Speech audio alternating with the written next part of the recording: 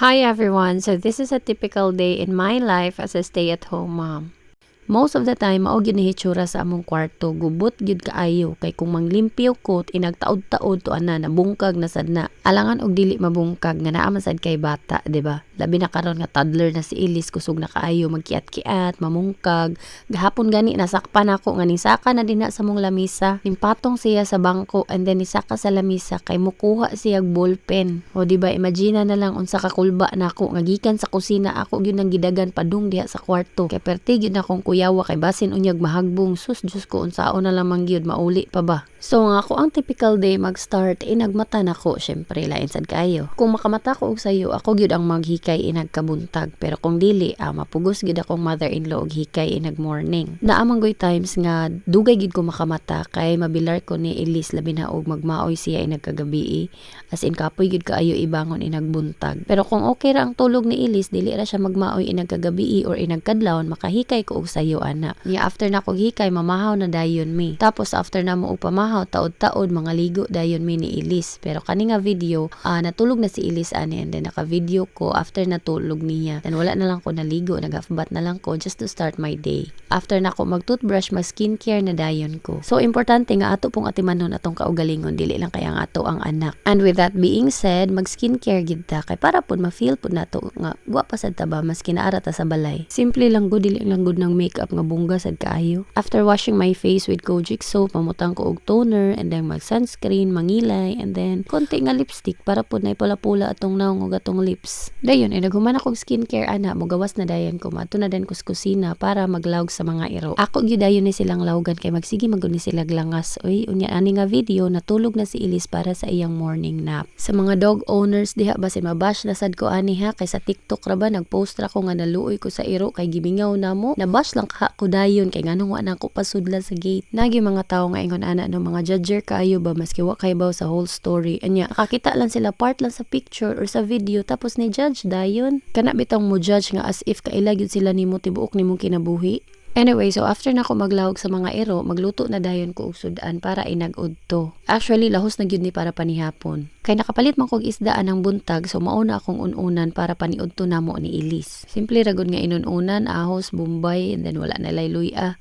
Kay lami naman sad ni nga isda unya labas pud ba. Una na kong buhaton ana is ibutang nako ang ahos sa pinakailalom sa akong lutoanan and then ibanig nako ang isda before nako ibutang ang uban nga lamas. Kung choice nimo na ay luya, okay ra pud. Timplahan og gamay nga asin and then vitsin and then suka tapos gamay nga oil and then gamay nga soy sauce or toyo. Inana gyud nga timpla sa inununan akong nakuha gikan ni Papa. Pero kang mama pud iyang gitudlo nako butangan daw og kamatis instead of suka. Which is lami gyud pud kaayo nga naay kamatis instead of suka. But since wala man koy kamatis ana nga time mo na nga suka na lang. Another sudan nga akong i-repurpose is kaning piniritong talong na sudan namo anang buntag. Tungod kay oily naman gid kayo siya kaunon anang udto kay nibugnaw na bitaw siya. Ako na lang na siyang timplahan og balik sa gulan ako na siya og itlog. So kaning talong di ay no daghan kaayo ni siya vitamins nga maayo gid sa tuang panglawas. So mao na siya ang mga benefits sa eggplant. It is rich in many nutrients and vitamins, especially vitamin C, and then high in antioxidant. This may reduce the risk of heart diseases, may promote blood sugar control. It could help also with weight loss. Kay naman ni siya fiber good. It may have cancer fighting benefits as well and very easy to add to your diet. So una gani katong nag-keto diet pa ko, kanig yung talong ang pinakamadali nako kaunon. Fried eggplant and then sunny side up or i-mix nako talong og itlog, mao na siya pinakadali nako kaunon atong nag-keto pa ko. So gimix lang nako ang akong gihiwa-hiwa nga fried talong and then itlog tapos lamas, ahos ug bombay and then gamay nga asin and paminta. And since isa ra man among burner, ako sang gihuwat nga maluto ang inununan, ayha nako itak ang kalaha para sa talong. Pero karon duha na among burner so mas dali na lang ang pagluto. As you can see on the video, ako sa agyong gi-clear ang lamisa, ayha ko mag-start og luto sa talong kay para hinlo bitaw ang lamisa inagpangaon. Dili nang after nako prepare sa akong lutuonon, ako ra pong biyaan akong mga hugaw or agi sa lamisa. Kay ako ra magyapon mo hinluan na, so ako na lang hinluan daan before anything else. Ang oil nga akong gamiton pagprito sa ako ang talong and egg mixture is katura po na akong giprituhan sa talong anang buntag. Ako rang gibalik og gamit kay first pa man pud to nga gamit kaganihang buntag. Dayon nakahimo ko og 3 ka servings out ato nga mixture. Medyo humok siya nga kung dili nimo paigpaigon gamay mabungkag gyud siya. Itlog ra man gud akong gigamit nga binder, wala na nako butangi og harina para dili pud mutuskig kaayo or mugahi bitaw. Pero kung gusto ka og talong pati, butangan gyud ani mo harina para mo firm siya. Unya kani nga pagluto lagi kay dinalian man kay padung na lunch, so mao na nga itlog na lang akong gibutang. And para pud lagi dili kaayo siya mutuskig kay si Ilis gyud ako ang gilutoan ani. Nya mao to mas nahurot pa ni Ilis ang talong kaysa sa iyang rice. Lami gyud siguro. Charot. Anyway, wala na ako nag-video sa mo ang pagpangaon and sa ako ang pagpatulog ni Ilis. This part of the video is the second half of my day as a stay-at-home mom. So kung matulog na gani si Ilis para sa iyang afternoon nap, diha na ko manilhig. By the way, this video was taken mga first week pa ata sa September and karon lang yun nako nalugaran og voice over kay medyo taas manggod siya. And then naghuna-huna pa ko og unsa pa ako mga ipangsulti ani nga video.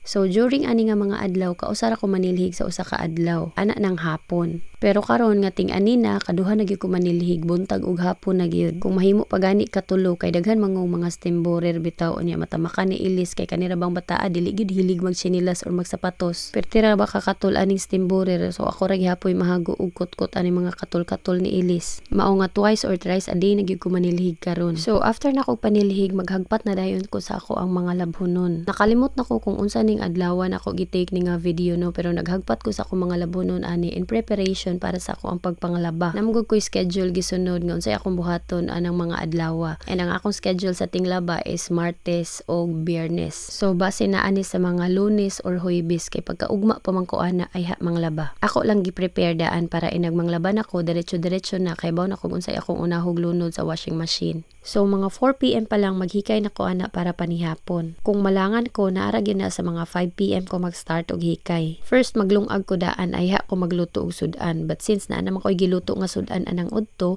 so maglungag na lang. Para inag-abot sa akong mother-in-law, igo na lang siya manihapon. Dali na lang kayo ang paghikay karon kay kung maglungag ka sa rice cooker na lang, imo na lang paabuton kung kanus sa maluto. Kung magluto pug kag sudan, dali ra kaayo di na ka magbugha-bugha og kahoy kay naa na may stove. Pero sa tinuod lang no, mas ganahan mi ako nga magluto or maglungag gamit ang kahoy adto gyud sa abuhan ba. Kay murag lahi ra man gud og lasa ang imong gipangluto kung sa abuhan gyud nimo lutoon. Ambot lang pod ba sin ako ra po'y nakabantay ana.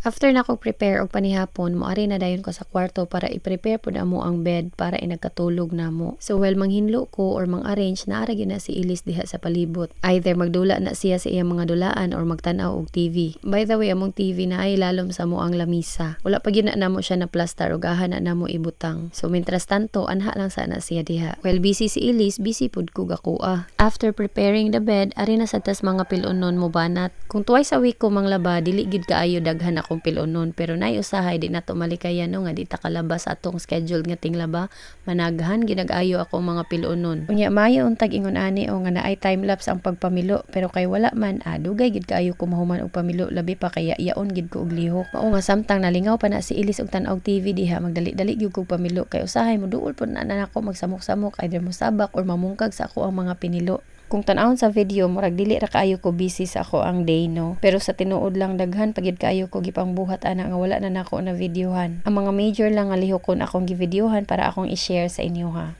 And this is how our room looks like after nako gibutang amo ang mga pinilo sa mga drawers. This part of the video also humanami og panihapon ani, humanami og half bath and then padung na lang mi matulog. Nya mao di ni akong workstation nga milk station pod ni Ilis. Syempre kay wala man ko kalimot nag skincare ko. Pero usahay sa kabisi sa kakapoy dili na gyud ko makapang skincare inag kagabi. Enough na nga makapanghilamos ko pero kaning uban ning mga toner, mga cream malimtan na gyud nako ni inag kagabi. Labi na ko magdulog ko ni Ilis while mag-inom siya sa iyang milk. Atong bag-o pa ming balhin diri sa balay sa akong in-laws, tapulan gid kaayo ko magtaod og moskitero. Si Harvey gid permi magtaod. Kay atong galain pa mi og puyo, dili man gud mi magmuskit. Pero karon naanad na ko magtaod og moskitero. And wala na gid pod si Harvey para maoy mo taod. So, after na kog taod sa moskitero, ako na dayon ng padidion si Ilis. And since pareha man mi nga dili makatulog og naay suga, ako nang palungon ang suga para makatulog gid ming duha. Good night, Ilis. Night, Mama. I love you, Ilis. Love you, Mama. And that's it. That's a typical day in my life as a stay-at-home mom. Thank you for watching. Kung naabot ka ani nga part sa video, please react, comment, or share. And the first 3 nga mag-share ani nga video, makadawat og 50 pesos nga GCash gikan nako. I-public lang ang inyong pag-share and then take a screenshot and then send it to me. Thank you so much.